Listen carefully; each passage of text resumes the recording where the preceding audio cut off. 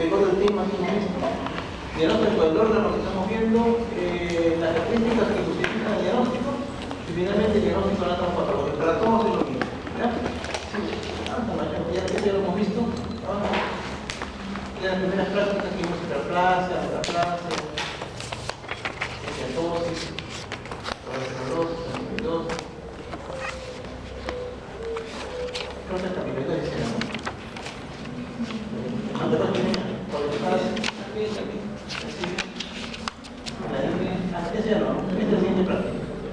A partir de acá es la clasificación, eso sí toca hoy día, porque la otra vez también hemos hablado de eso. La clasificación hay dos tipos, la clasificación metastásica y la clasificación distrófica.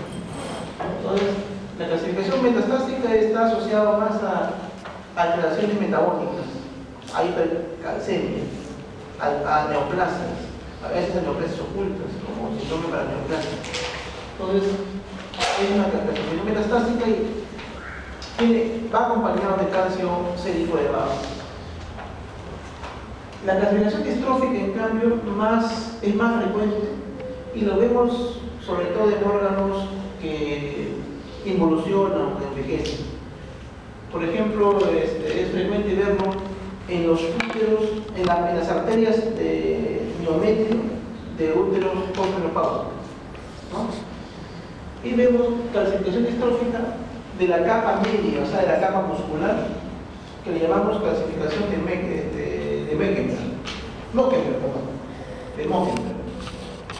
¿No? Entonces, siempre la clasificación la van a ver en un tono así basófilo, azulado, oscurito, cuando está bien coloreado. ¿No? A veces cuando ya la coloración se pasa, se decolora, con el tiempo se puede poner un poco pálida. Pero normalmente en las clasificaciones se ven un tono basófilo.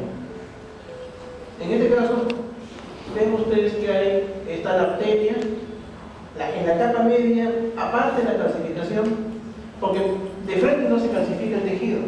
El tejido generalmente se esclerosa, primero se fibrosa, se esclerosa, y después recién se calcifica. Lo podemos ver en forma natural, como digo, en producto de la atrofia, del envejecimiento de los órganos, o también lo podemos ver que acompaña como una reacción cuando nuestro cuerpo aísla ciertos materiales extraños, ¿no? Cuando hay materiales extraños en el cuerpo, también se fibrosa y al final puede haber calcificaciones que cubren ese cuerpo extraño. Entonces, calcificación distrófica. Frecuentemente en la capa media de las arterias, ¿ya? En la capa muscular, ¿sí? Donde también podemos ver calcificación distrófica es en la placenta. ¿Ya? Esas son vellosidades coriales. Entonces, en las vellosidades coriales es normalmente producto del envejecimiento de la placenta. Cuanto más vieja la placenta, o sea, cuanto más cerca está las 40 semanas, o a veces pasan las 40 semanas, van apareciendo calcificaciones. La placenta tiende a hialinizarse, o sea, las vellosidades pierden esos vasos sanguíneos que tienen ahí, los capilares, se fibrosan, se esclerosan y se calcifican. Es una evolución normal, o sea, por eso que los fetos tienen que salir a término. Empieza a pasar las 40 semanas, la placenta envejece y envejecimiento placentario significa menor aporte de oxígeno al feto, ¿no? Entonces eso no es que la placenta siga creciendo, la placenta se va involucionando, porque está programada genéticamente para que ocurra eso. Entonces una parte de su evolución es que vaya fibrosando, y se vaya calcificando. Y ahí ven ustedes en la parte de abajo, al centro, una zona de calcificación. Y también va acompañada de zonas de fibrosis. Por ejemplo, acá. Vamos a poner acá, la zona de calcificación. Y acá ven ustedes cómo las vellosidades se están fibrosando, están hialinizando.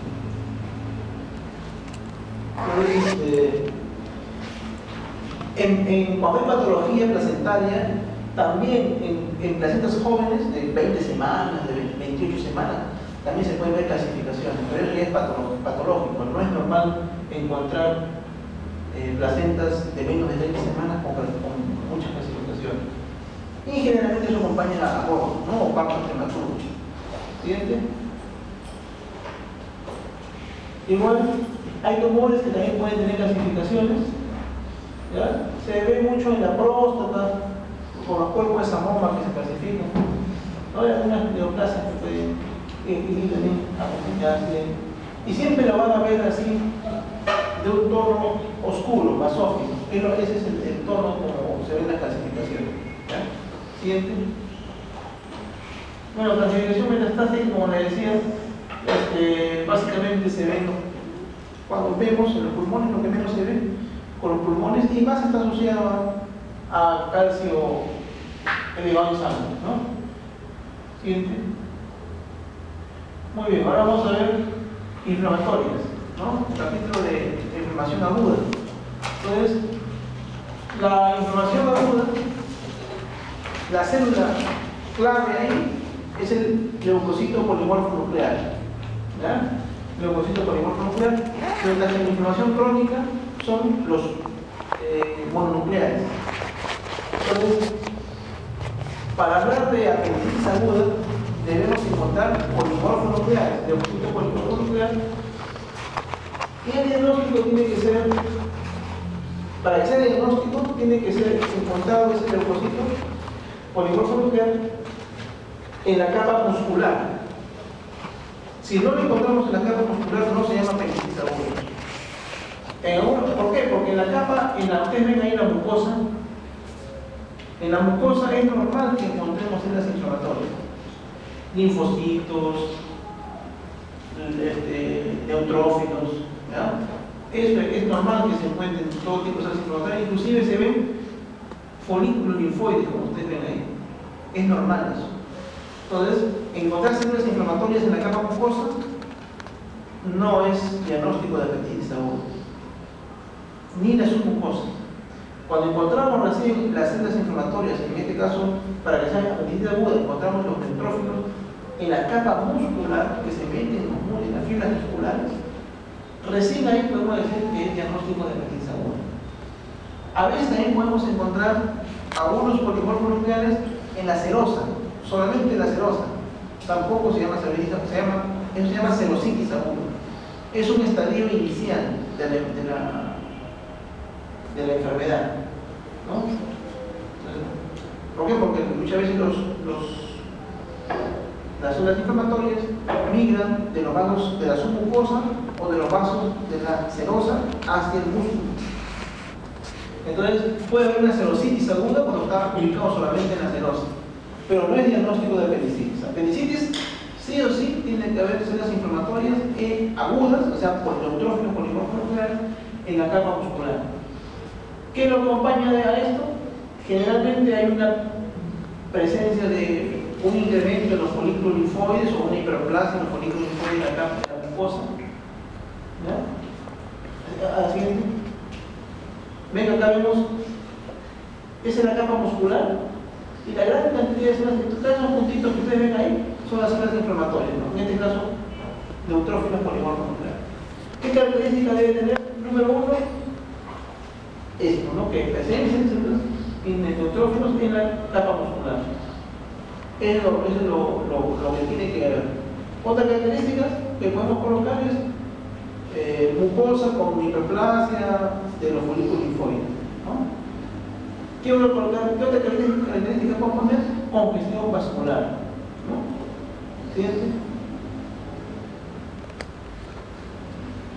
¿Qué más podemos poner en la apendicitis?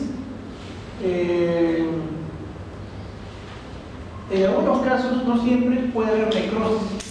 O sea, se acumulan, a ver después regresar por favor. En algunos casos se acumulan tantos de estos neutrófilos, hay tantos que al tejido lo necrosan. ¿Cómo se llamaría eso? Cuando el acúmulo de neutrófilos necrosa el tejido, ¿qué tipo de necrosis sería? ¿Ah? ¿Necrosis gaseosa? ¿Sería necrosis? ¿Qué tipo de necrosis coagulativa? ¿Qué tipo de necrosis sería? ¿O necrosis lipoactiva? ¿Ya?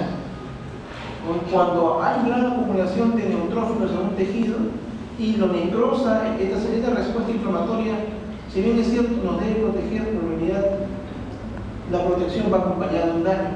Entonces, esa acumulación de neutrófilos que lisan el tejido o destruyen se llama necrosis licuefactiva, ¿no? Y puede esa necrosis licuefactiva ser tan amplia que perfora, ¿no? Perfora al apéndice, ¿no? Ya entramos en una apéndice perforada, ¿no? O necrosada o gangrenada, también llaman algunos, que origina una peritonitis. ¿Sí? Entonces, acá tenemos abscesos, que es una lesión más crónica, ¿no? En el cual lo que vamos a observar es un problema inflamatorio localizado, pero que ha producido una gran necrosis licuefactiva, pero que no se ha generalizado. O sea, se ha quedado en nuestro mismo cuerpo, lo encapsula, ¿no? Y se queda el tejido muerto en un solo lugar, que se llama absceso. Entonces está constituido por gran cantidad de células inflamatorias, básicamente pueden haber neutrófilos o oligonucleares. ¿Qué más? Van a haber detritus celulares, porque como es un tejido que se ha necrosado, hay una necrosis licuefactiva, entonces vamos a ver detritus tisulares o celulares. También podemos ver si es que es algo biológico donde haya bacterias, lo podemos ver para las bacterias ahí, las colonias de bacterias. Pero básicamente, detritus celulares, células inflamatorias mixtas donde predominan neutrófilos, y en la zona periférica del absceso vamos a encontrar tejido fibroconectivo y macrófagos, ¿ya? Que son componentes que están en la parte periférica del absceso, están rodeándolo, ¿no? Lo están encapsulando para que este absceso no se aísla, para que no afecten al resto del cuerpo. Entonces, en la parte periférica, tejido fibroconectivo, pueden ver linfocitos, pero lo que predomina son macrófagos. Y como ven ustedes, también pueden haber hematíes, ¿no? Ahora, el absceso puede estar localizado durante mucho tiempo, generalmente producen fiebres en picos, ¿no? Fiebres con picos altos. Pero los abscesos tienden a salir, tienden a buscar un camino para ser eliminado de forma natural, ¿no?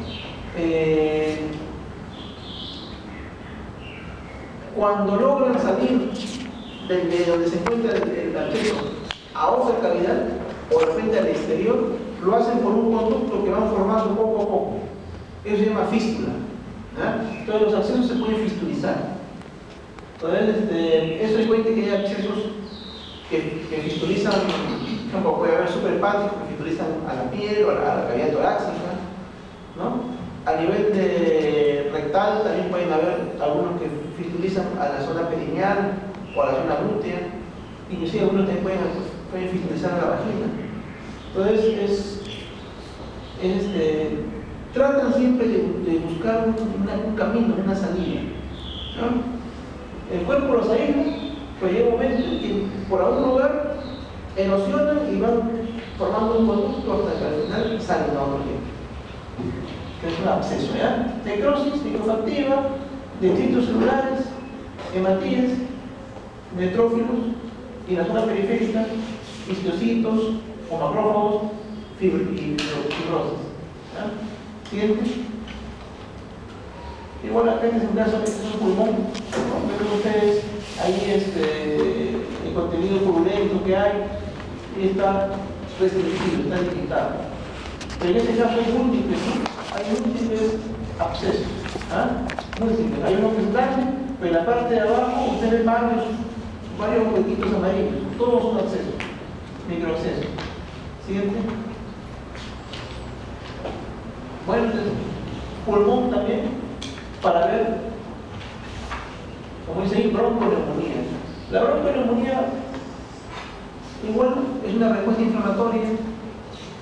El agente puede ser diverso, generalmente son infecciones, pueden ser bacterianas, pueden ser virales, pero Lo que vamos a ver nosotros morfológicamente son el parénquimo pulmonar, que como lo ven ustedes ahí, los alveolos, en lugar de estar libres, ¿no? Los alveolos deberían estar todos huequitos porque por ahí debería estar el aire. Entonces ahí no vemos los alveolos permeables. Lo que vemos es que los alveolos están llenos de células inflamatorias. Entonces, si están los alveolos y los bronquiolos llenos de células inflamatorias, que pueden ser generalmente neutrófilos, lo que predomina. Lo que predomina es neutrófilos nucleares. Puede haber macrófagos, puede haber histocitos, pero ya en menor grado. Lo que predomina son los polimorfos nucleares. ¿Dónde? En la luz alveolar y en la luz de los bronquiolos. Entonces a eso le llamamos bronconeumonía. Ya lo ven ustedes. Todo el campo está lleno de células inflamatorias. No ven ningún alveolo que esté libre. Puede ir acompañado o no de hemorragia, como ven ustedes ahí. Puede ir acompañado o no de edema. En algunas zonas puede haber atelectasia, en otras zonas puede haber enfisema compensatorio. Pero la característica fundamental es que tiene que haber células inflamatorias a predominio de neutrófilos y en los alveolos y en los bronquiolos. La llamamos bronconeumonía. Siguiente. Igual acá, aletritis a mayor aumento. A mayor aumento tenemos ahí los alveolos, hay 3 alveolos muy grandes. Y dentro están las células inflamatorias. Diferente cuando hablamos de neumonitis intersticial. Ellos se han escuchado, ¿cierto? Neumonitis intersticial es cuando encontramos el infiltrado inflamatorio. Acá encontramos libre, acá encontramos libre, y el infiltrado inflamatorio lo encontramos aquí en el centro. Que sería una intersticial, una neumonitis. Pero cuando hablamos de bronconeumonía o neumonía, la neumonía solamente están comprometidos los alveolos. Y la bronconeumonía, además de los alveolos, los bronquiolos. Siguiente. Igual acá, ven ustedes ahí los alveolos y en la parte inferior, además, ven un bronquiolo. Alveolos completamente llenos de células inflamatorias, vasos congestivos. Los vasos que se encuentran en los septos están congestivos, los alveolos llenos de células inflamatorias, lo mismo que un bronquiolo. Bronconeumonía. ¿Cierto? Bueno, ahora vamos a hablar también de alteraciones en el estómago.